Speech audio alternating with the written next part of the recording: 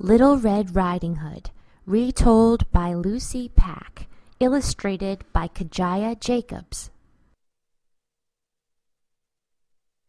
It was a sunshiny Sunday afternoon, and like every sunshiny Sunday afternoon, Little Red Riding Hood was off to see her grandmother. Her mother packed her a picnic, kissed her goodbye, and gave Little Red Riding Hood the same warning she gave her every week. Go straight to grandmother's house. The woods are dangerous, so be very careful. Don't talk to strangers and don't linger in the forest. However, when she got to the middle of the woods, Little Red Riding Hood got so distracted by the fresh new flowers that she forgot her mother's warning and lingered in the woods long enough for a strange figure to make its way towards her. It was a wolf.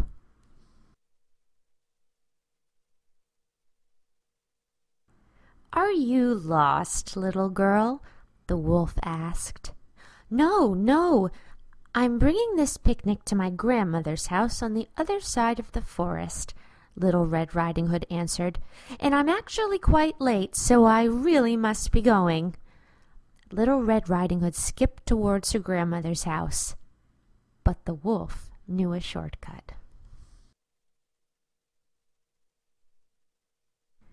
The wolf knocked on grandmother's door, and thinking it was Little Red Riding Hood, grandmother said, "Come on in, dearie." Just as she was pulling fresh baked cookies out of the oven, grandmother noticed the reflection of a wolf in the oven door. Grandmother didn't even remove her oven mitts before the wolf gobbled her up.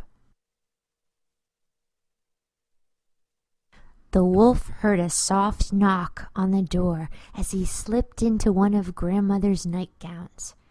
"Come on in, dearie," he said as he squirted some of grandmother's perfume behind his ears. By the time Little Red Riding Hood stepped into the house, the wolf had nestled into grandmother's cozy bed. "You don't look very well," Little Red Riding Hood said.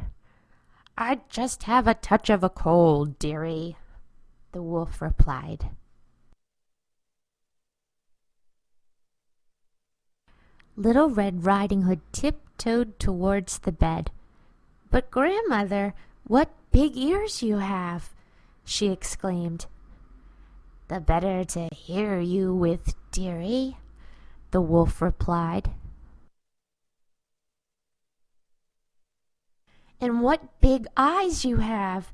Little Red Riding Hood said nervously. "The better to see you with, dearie," the wolf replied.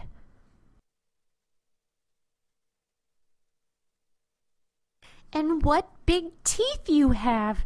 Little Red Riding Hood said very nervously. "The better to eat you with," the wolf replied as he jumped out of bed. "Wolf! Wolf!"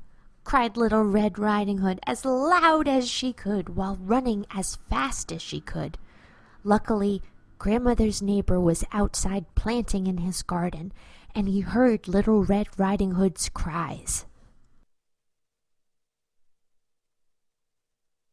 The wolf chased Little Red Riding Hood out the front door, and the neighbor bonked the wolf on the head with his shovel so hard that he spit out grandmother, oven mitts and all.